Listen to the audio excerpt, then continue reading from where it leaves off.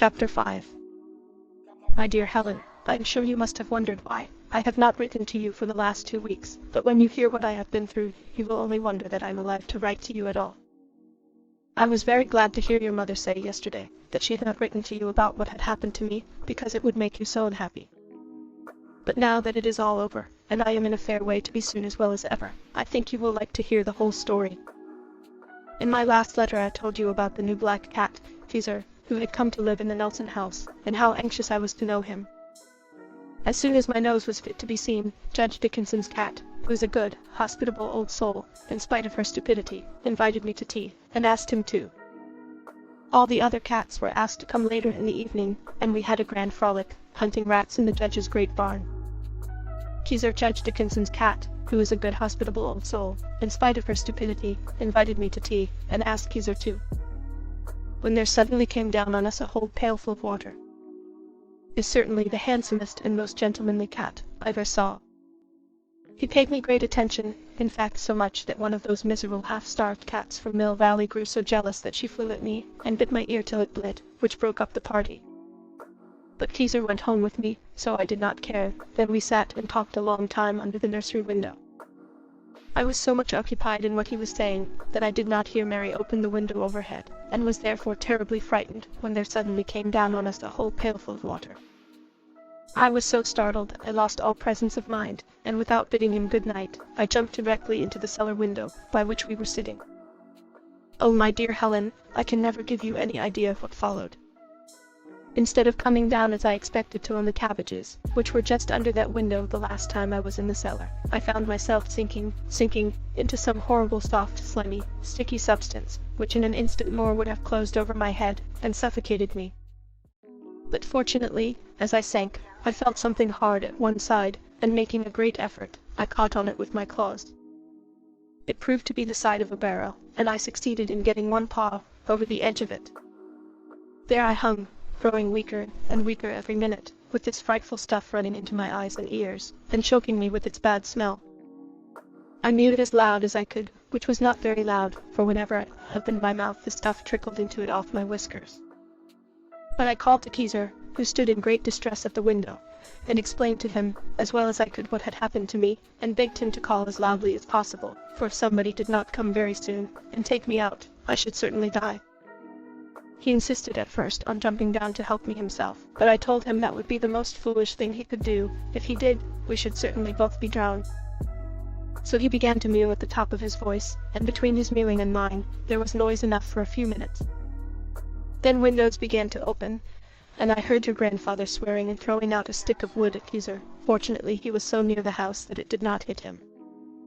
At last your grandfather came downstairs, and opened the back door, and Caesar was so frightened that he ran away, for which I have never thought so well of him since, though we are still very good friends. When I heard him running off, and calling back to me from a distance, that he was so sorry he could not help me, my courage began to fail, and in a moment more, I should have let go of the edge of the barrel, and sunk to the bottom. But luckily your grandfather noticed that there was something very strange about my mewing, and opened the door at the head of the cellar stairs, saying, "I do believe the cat is in some trouble down here." Then I made a great effort, and mewed still more piteously. How I wished I could call out and say, "Wise, indeed, I am drowning to death, and I'm sure I don't know what, but something a great deal worse than water." However, he understood me as it was, and came down with a lamp. As soon as he saw me, he set the lamp down on the cellar bottom, and laughed so that he could hardly move. I thought this was the most cruel thing I ever heard of. If I had not been, as it were, at death's door, I should have laughed at him too, for even with my eyes full of that dreadful stuff, I could see that he looked very funny in his red nightcap, and without his teeth. He called out to Mary, and your mother, who stood at the head of the stairs, come down, here's the cat in the soft soap barrel." And then he laughed again, and they both came down the stairs laughing, even your dear kind mother, who I never could have believed would laugh at anyone in such trouble. They did not seem to know what to do at first. Nobody wanted to touch me, and I began to be afraid I should drown while they stood looking at me, for I knew much better than they could how weak I was from holding on to the edge of the barrel so long.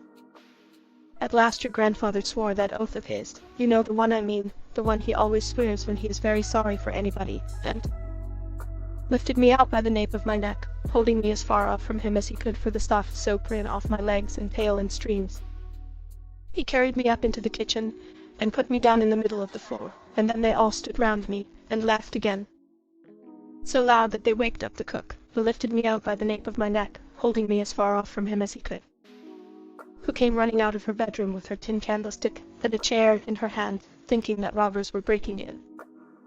At last your dear mother said, "Oh, poor pussy, it is too bad to laugh at you, when you are in such pain. I had been thinking so for some time. Mary, bring the small washtub. The only thing we can do is to wash her."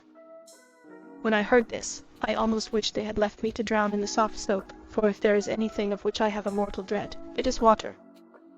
However, I was too weak to resist, and they plunged me and all over, into the tub full of ice-cold water, and Mary began to rub me with her great rough hands, which I assure you, are very different from yours and your mother's.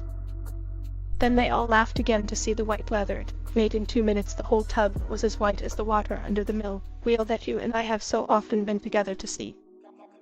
You can imagine how my eyes smarted. I burnt my paws once in getting a piece of beefsteak out of the coals, where it had fallen off the gridiron, but the pain of that was nothing to this. You will hardly believe me when I tell you that they had to empty the tub, and fill it again 10 times before the soap was all washed out of my fur. By that time I was so cold and exhausted, that I could not move, and they began to think I should die.